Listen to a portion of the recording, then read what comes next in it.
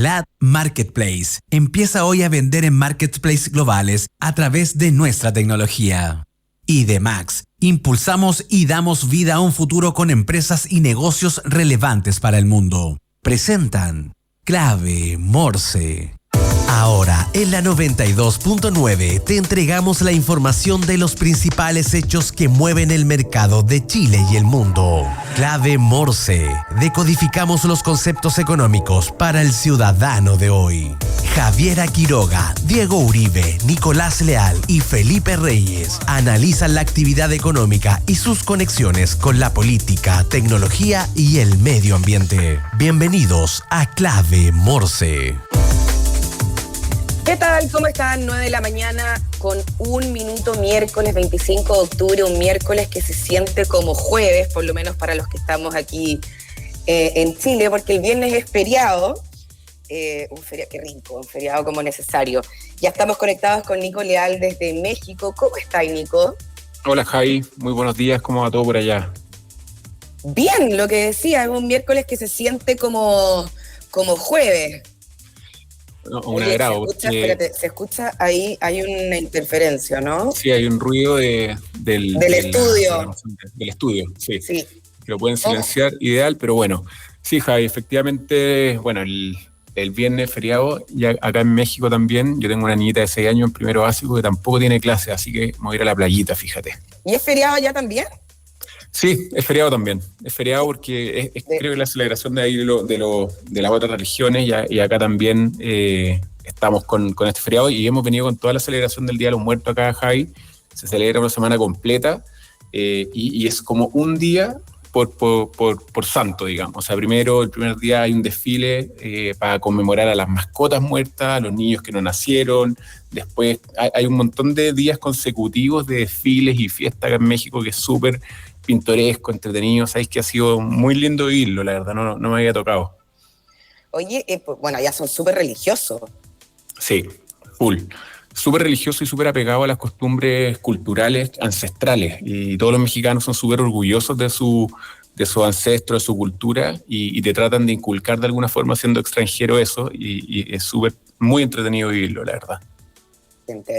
Oye, sí. Bueno, hoy día vamos a dar vuelta un poquitito al orden de las cosas porque nuestro invitado con el que vamos a estar conversando tiene un tiempo muy limitado. Te cuento que vamos a estar conversando con Esteban Viani, que es economista y académico del área de posgrado de la Universidad Autónoma, y vamos a hablar sobre un tema que fue súper noticia ayer, y es una realidad, no sé si triste o preocupante, pero que muestra todavía la centralización que hay en Chile en torno a lo que pasa en Santiago, que es una realidad totalmente distinta a lo que pasa en regiones. Y es que ayer el Servicio de Impuestos Internos reveló que el 81% de lo facturado en Chile provino de la región metropolitana. Entonces quería pedirte, hola Esteban, ¿cómo estás tú? Hola, buenos días. Muchas gracias por la invitación. Hola Esteban, bienvenido. No, Hola. gracias a ti por participar. Quería pedirte que primero hagamos un análisis sobre esta situación. ¿A qué se debe? Hagamos una radiografía un poquitito, y yo creo que es bastante preocupante porque al final esto sigue demostrando que todo pasa en el mismo lugar. Así es. Eso es básicamente lo que está pasando. O sea, el dicho Santiago es Chile no está lejos de desaparecer, creo yo.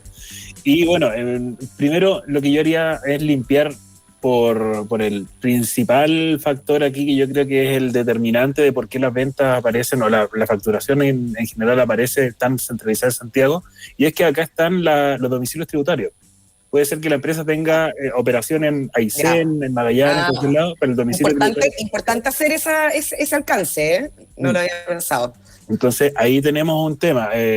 Ahora podríamos empezar a discutir a propósito de la discusión constitucional, que ya está bastante madura por lo demás, si es que es bueno establecer incentivos para que los domicilios tributarios estén en otros lugares, a lo mejor. Por ahí podría entonces... ¿Pero eso cambiaría en algo? Yo creo que podría cambiar en algo, pero lo sustancial, creo yo, más allá de la región de donde provenga la recaudación, es la operación de la empresa. O sea, en dónde genera empleo esta empresa, dónde genera el valor agregado, esto que se llama en el sector empresarial la RSE, la responsabilidad social empresarial, además del empleo y todas las mejoras que puede implicar la llegada de una gran empresa a la región. Además de eso, diría yo cuál es el impacto real en la región. más allá de donde está el domicilio tributario, yo creo que es el principal aporte. Esteban, y bueno, bienvenido. Este tema uno habría pensado que después de la pandemia, porque hubo como un éxodo masivo, digamos, de gente desde la capital hacia regiones. Entonces uno habría pensado que tal vez los resultados de este análisis que hizo el Servicio de Impuesto Interno hubiese sido un poco diferente, pero como tú dices, claro, hay que hacer el doble clic probablemente dónde está el domicilio tributario de la empresa y dónde está realmente la operación y dónde se está generando el empleo. Ahora, esos índices también parecen ser altos respecto a lo que muestra el Servicio de Impuestos Internos y también hay una cierta concentración importante en la región metropolitana y que se contrapone un poco a las promesas de campaña que el presidente Boric fue uno de los bastiones, digamos, de la campaña. ¿Crees tú que no se han cumplido los objetivos?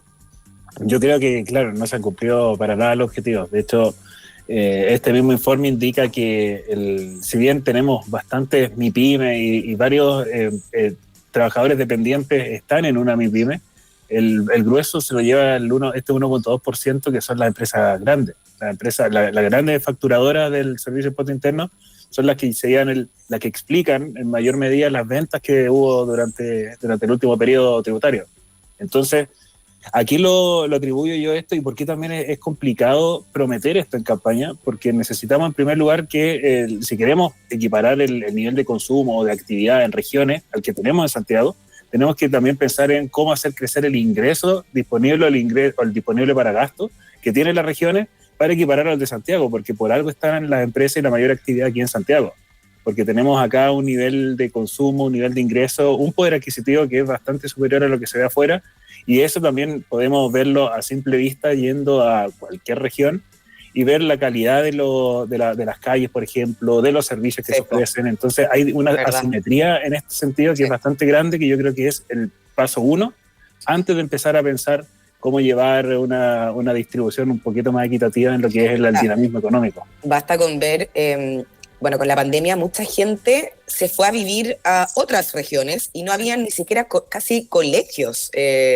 opciones de educación parecidas a las de Santiago. O sea, si uno se remonta, si uno analiza el problema y hace doble clic, el problema viene desde la educación. Claro. ¿Y cuál es el acceso y la facilidad que tienen los alumnos para vivir allá también? O sea, y espérate, y esto también pasa con las universidades, por eso gran parte de la gente que vive en regiones tiene que venirse a Santiago a estudiar porque no queda de otra. Efectivamente, sí ahí diría yo que está el punto inicial de todo esto. ¿Cómo hacemos que la gente fuera de Santiago pueda tener una condición de vida, una calidad de vida o un poder adquisitivo, si queremos, más parecido a lo que tenemos acá? Porque solo ahí, creo yo, y veo yo que, de acuerdo a la evidencia internacional, y podemos empezar ya a decir, ok, como empresario, me conviene ir para allá porque allá voy a tener un consumo más o menos asegurado, porque allá tengo una calidad de negocio que se puede equiparar a lo de Santiago con una calidad de vida mejor, si queremos, porque me voy a vivir afuera y no estoy con el caos que implica Santiago. Entonces yo creo que ahí está la clave. ¿Qué tipo de servicios básicos le ofrecemos a la gente en región, en primer lugar? ¿Y qué facilidades les damos también para que no se vengan a Santiago? Claro. Esteban, este mismo estudio dice muestra que el 60% de la fuerza laboral sigue estando en empresas constituidas en Santiago, pero a mí me da la impresión de que envuelve el tema de la pandemia, porque la pandemia vimos este éxodo masivo. ¿Y habrá otras formas de medir este indicador un poquito más al detalle? Probablemente cómo ha aumentado el consumo probablemente en las distintas regiones del país, porque si bien aparece como en el papel, digamos que las empresas que están empleando a estas personas está concentrado en un 60% de Santiago, probablemente con este boom del trabajo remoto, hay muchas personas que efectivamente no están necesariamente en Santiago. O sea, ¿habrá algún indicador distinto para poder hacer este análisis? Yo creo que el Banco Central todos los meses recibe datos de cuáles son las facturaciones, ahora mucho más fácil con la facturación electrónica por parte del Servicio de Impuesto Interno. Entonces yo creo que lo mismo podría hacerse y ver cuánto ha crecido el consumo y cuánto de ese consumo se ha mantenido estable, es decir, cuánto de ese crecimiento ha sido un crecimiento porque hay más población y no porque hay más turismo en una estación o en un mes puntual del año. ¿Por qué digo esto? Porque, bueno, me toca más o menos de cerca el tema de la migración hacia regiones. Tengo familiares que hicieron eso y están trabajando remotamente desde el sur. Entonces, me cuentan que, claro, efectivamente, ven más gente, hay más tacos, los colegios ya no tienen cupo.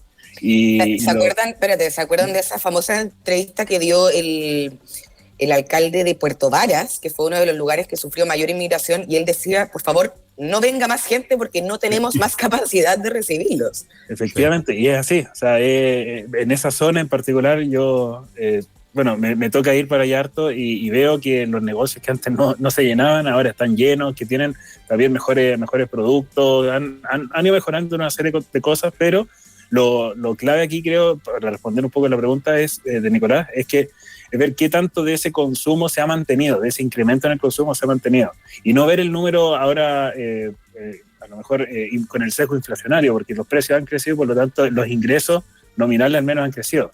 Es qué tanto el porcentaje de incremento en ventas o en transacciones ha crecido, más allá del número en pesos. ¿Cuál es el porcentaje de transacciones que ha crecido y que se ha mantenido? Yo creo que ahí podríamos sacar más o menos una estimación de cuánto ha sido la gente nueva que ha llegado a esas regiones o a esos lugares.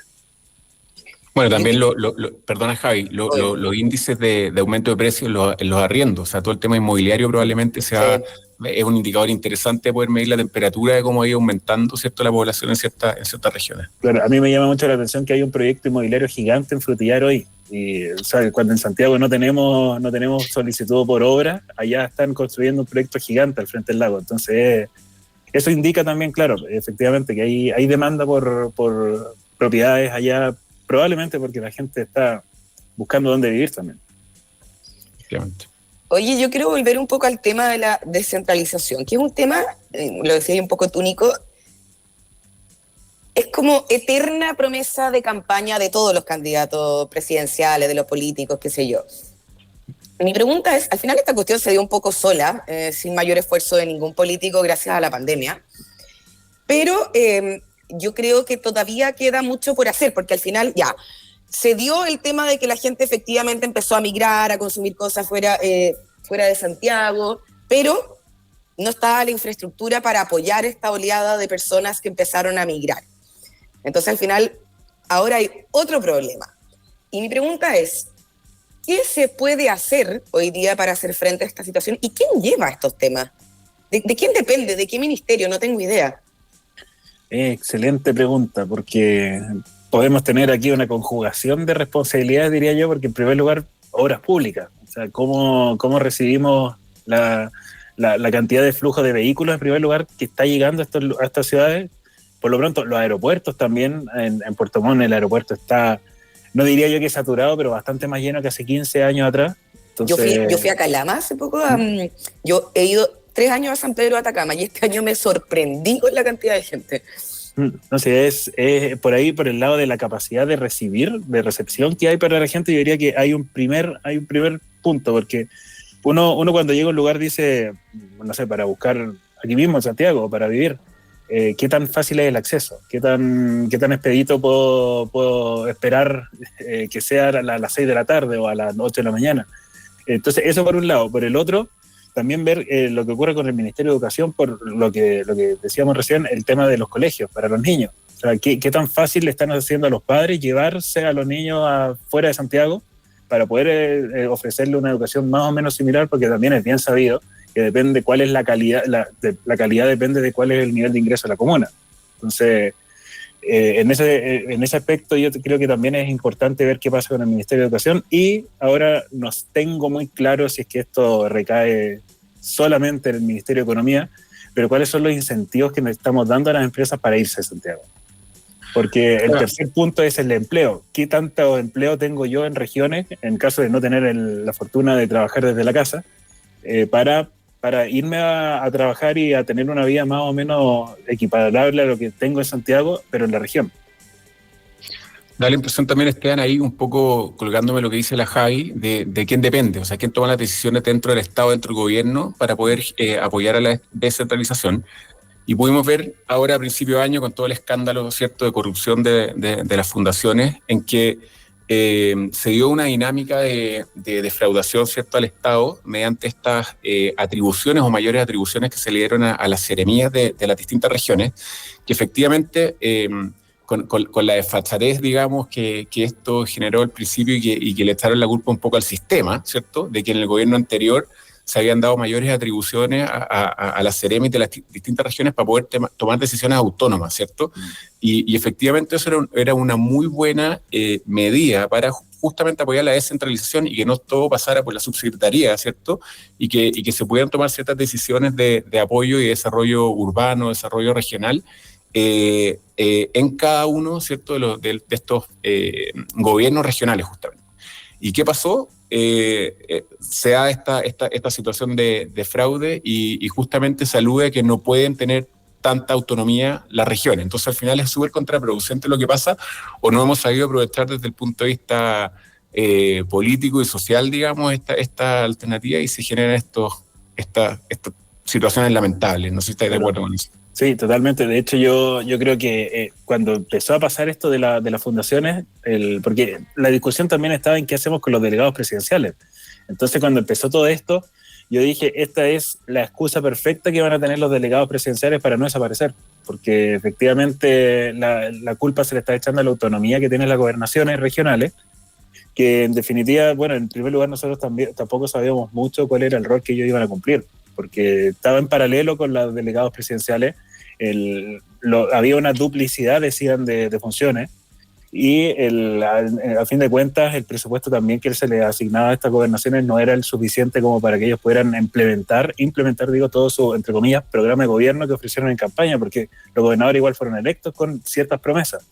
Entonces, yo veo que aquí no, si bien se creó el cargo, se creó la institucionalidad, no hay un verdadero brazo armado que ellos pudieran desplegar a la hora de querer hacer crecer en el fondo la región de forma un poco más autónoma. Todos hemos visto que ha terminado recayendo sobre los delegados presidenciales y de ahí recién se toma alguna acción. Incluso para los temas o sea, algo tan trivial como los partidos de fútbol, como cómo se organiza Santiago a propósito de los Juegos Panamericanos, todo eso sale la delegada presidencial de Santiago hablando y no sale el gobernador. Entonces ahí veo yo que hay temas que administrativos, a lo mejor, ojalá sean administrativos porque son más fáciles de solucionar, que impiden que el gobernador tenga verdadera autonomía y hace estos proyectos tipo, no sé, emblema, que es como para decir, aquí estoy. Eso es lo que yo veo que realmente pasa en las gobernaciones, ¿no? Más allá de unas atribuciones o de un poder, de poder hacer actos de forma mucho más autónoma de la que están haciéndolo hoy. Estamos conversando con Esteban Viani, economista y académico del área de posgrado de la Universidad Autónoma, sobre el tema de la descentralización. Pasemos a noticias más positivas. Bastante esperable Valparaíso, que queda en segundo lugar de Santiago. Cuéntanos dónde están viendo más actividad en el resto del país. Y bueno, nada de sorpresivo tampoco que Aysén, Magallanes y Arica y Parinacota quedaron ahí últimos. Sí. Dejando el sector minero, como nos gusta hablar, todo el crecimiento no minero, dejando esa actividad de lado porque por sí sola ya explica mucho y también hay bastante sesgo ahí, sesgo estadístico, digo. Yo diría que la región de los lagos y todo ese sector tiene un crecimiento bastante sostenido durante el último tiempo. O sea, no vemos que los números de antaño, en donde la región de los lagos queda relegada al último, ahora la actividad salmonera le ha dado un respiro a esta región y se ha mantenido. Eso ha sido lo más notable. De hecho, a mí me sorprende mucho también, más allá de la pesca de salmones, todos los servicios que se han generado en torno a esta industria, que tienen oficina en Puerto Montt y que además hacen el desarrollo de sus tecnologías. Hay muchas empresas no sé si este es el nombre correcto, a lo mejor me van a retar por ahí, pero es veterinarios de salmones que desarrollan, no sé, antibióticos, vacunas, etcétera, que están todas allá en Puerto Montt. Entonces, esto mantiene, diría yo, la industria salmonera en general, mantiene el dinamismo y explica un poco también los números que vemos de esa región, que no están cayendo, que se explican más allá del turismo, porque el turismo es algo estacional, pero nosotros vemos que el crecimiento de esta región no cae durante todo el año y de hecho aumenta en las épocas que tiene que aumentar de acuerdo al turismo. Pero la actividad salmonera diría yo que es la que lo mantiene durante todo el año con un crecimiento bien interesante. Y bueno, todo el potencial que tiene la región del Biobío también con la madera y que se está desaprovechando, diría yo, con estos conflictos que vemos que hay allá, que esa región igual siempre ha sido muy pujante, pero yo destaco en este caso la región de los lagos porque, bueno, no hay tanto conflicto como si lo hay en Biobío y es un crecimiento que sorprende. Eso te iba a comentar justamente, Esteban. Bueno, yo soy originario de Concepción, de la región del Biobío, y siempre ha sido una ciudad industrial. ¿Verdad? Sí, pues Javi. ¿Verdad? Originario de Concepción, así fíjate. Y es una región industrial, como tú dices, impulsada por la celulosa y por las distintas empresas de refinería, está ENAP, ¿cierto? Con una planta muy importante allá. Y efectivamente ha ido perdiendo protagonismo en la región del Biobío justamente por estos conflictos políticos, digamos, que se han venido dando, sobre todo afectan, bueno, vimos los resultados de Arauco, digamos, hace 2 días atrás, con pérdidas de $100 millones, linkeados a un montón de factores, no solamente a esto, obviamente, pero ha ido perdiendo protagonismo ahí la región del Biobío, lo que me preocupa. En Biobío siempre ha estado ahí peleando el segundo puesto, digamos, con Valparaíso, pero ahora Valparaíso ya lo sobrepasa por 2 o 3 puntos, así que eso también obviamente afecta bastante. Sí, no, es una lástima ver cómo se desaprovecha el potencial que hay, porque de verdad, o sea, el puerto talcahuano, me acuerdo yo cuando estaba un poco más involucrado con el comercio internacional y con la salida de carga, era potente. O sea, estaba San Antonio y luego Talcahuano. Ahora me imagino que sigue siendo igual, pero en órdenes de magnitud tengo entendido que es bastante menor a lo que era antes. ¿Crees tú que hay un problema también desde el punto de vista geográfico en Chile? Porque al ser un país que tiene extremos, digamos, tan largo y delgado, digamos, el acceso a los servicios básicos también en los extremos es complejo. O sea, nosotros lo vemos, la empresa en la que nosotros trabajamos se llama Lab y se dedica al tema del comercio electrónico, y vemos que el acceso, por ejemplo, a los despachos de las compras online son súper difíciles en las zonas extremas del país, y eso obviamente también genera que todo se centralice, digamos, en la zona centro. Efectivamente, o sea, pero ahora lo pondría yo de la siguiente forma también, porque vemos que Estados Unidos igual tiene cerca de 5.000 y tantos kilómetros de costa a costa, y podríamos decir que podría tener algún parecido a lo que tiene Chile de norte a sur. Entonces, pero ¿qué es lo que pasa allá? Tenemos grandes hubs comerciales en cada una de las costas, entonces las costas, pese a estar muy alejadas una de la otra, no se siente como que fueran un extremo. Entonces yo tomaría ese ejemplo o ese caso como para tratar de explicar qué es lo que nos falta. En el fondo es el desarrollo en las puntas, el desarrollo en los puntos intermedios, más allá de Santiago, que provocarían, veo yo, que esta escasez de servicios, esta dificultad para hacer llegar ciertos productos o servicios a estos puntos más extremos, no sea tal. Pero efectivamente, o sea, Chile tiene hoy en día una centralización de servicios en Santiago que lo que provoca es que, al estar Santiago justo en la mitad, todo lo que gira, Valparaíso, la región de O'Higgins, un poco más hacia el Biobío también, todo lo que está por ahí, bien, se ve más o menos favorecido, pero de ahí hacia afuera, hacia los ambos extremos, no es tal, porque en primer lugar tenemos temas de distancia y toda la carga se mueve por camiones o por barco. También pasa que desde el sur envían carga al norte por barco porque es más barato, pero sigue siendo muy, muy largo el camino que hay que recorrer, a diferencia de, volviendo al ejemplo, lo que pasa en Estados Unidos, que tenemos centro de producción en cada uno de estos puntos extremos. Efectivamente. Bien, Esteban Viani, economista y académico del área de posgrado de la Universidad Autónoma, sabemos que te tienes que ir corriendo ahora a las 9:25, así que muchas gracias por venir a conversar con nosotros y te dejamos ir para que puedas ahí impartir tus clases. Perfecto, muchas gracias a ustedes por la grata conversación, que estén súper bien. Gracias, chao. Esteban. Chao. Nico, antes de irnos a la pausa, te tinca que, mira, estaba viendo aquí una noticia, deuda de las empresas en reorganización alcanza en el tercer trimestre su mayor monto desde 2014. Viste que ayer otra cadena más anunció su quiebra, Pollo Stop. Brutal, del grupo Unifoods. Sí, lo vi, Javi, y ya nos sorprende. O sea, toda la semana estamos viendo resultados brutales de las empresas, lo que vimos con Arauco, lo vimos con Falabella el primer semestre, la quiebra de reorganización de Sabori. Ya como que uno no sabe qué esperar. Oye, lo que sí, te quería preguntar, dado que tú eres emprendedor y tú empleas a hartas personas, ayer el Diario Financiero reportó, porque las startups vivieron un cliché que le pusieron como un invierno no sé, Winter is Coming, le pusieron como Game of Thrones. Y fue terrible porque muchas de las startups que engordaron durante la pandemia y contrataron y sobrecontrataron, ante esta nueva realidad de desaceleración económica, tuvieron que despedir y desvincular a muchas personas. Y eso pasó en casi todas las startups, conocidas y no conocidas, y en todas las empresas en general. Pero ayer el Diario Financiero reportaba respecto a las startups principalmente. Y eso ya se había estabilizado un poco y ya la tendencia era ya se hizo el ajuste que se tenía que hacer y la tendencia ahora es a seguir adelante. Sí, o sea, mira, el tema con las startups fue bien curioso. Obviamente, muchas startups relacionadas al mundo tecnológico con la pandemia tuvieron un boom. A nosotros nos pasó mucho dedicado al tema del e-commerce. Obviamente tuvimos un crecimiento exponencial durante la pandemia, lo que de alguna forma da un poco pudor decirlo porque hubo otras industrias que fueron súper afectadas, como el turismo, etcétera.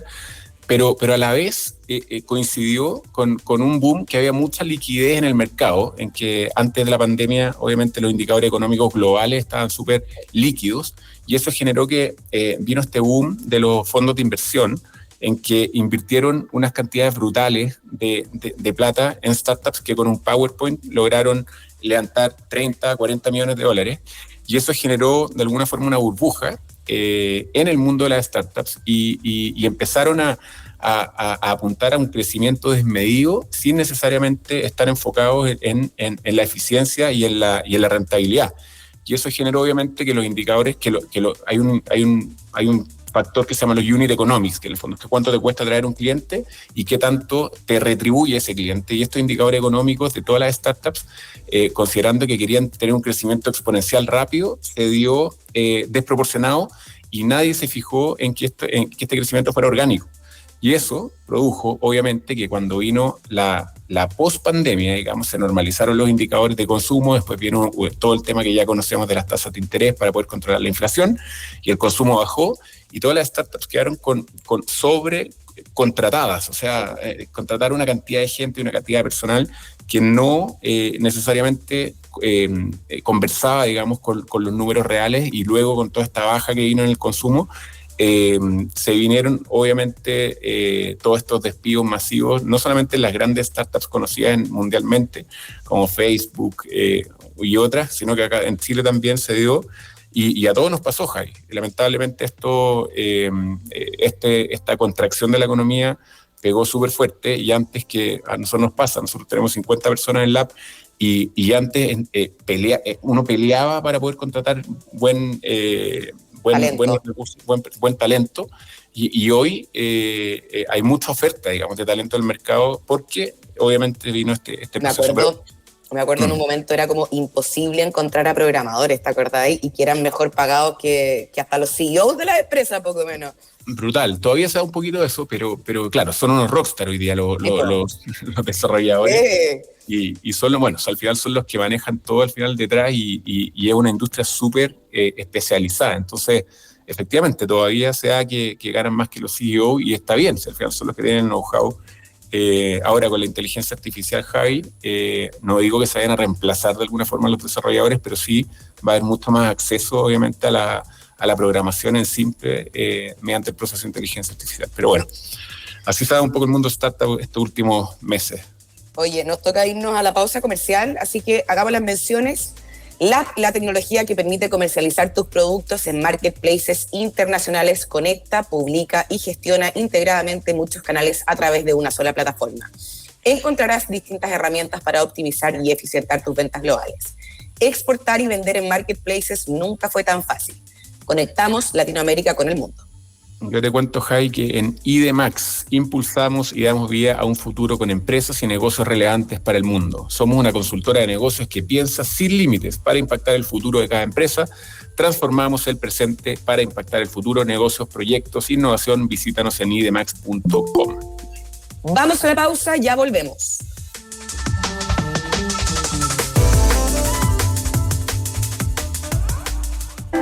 En Teleempresas te acompaña y entrega los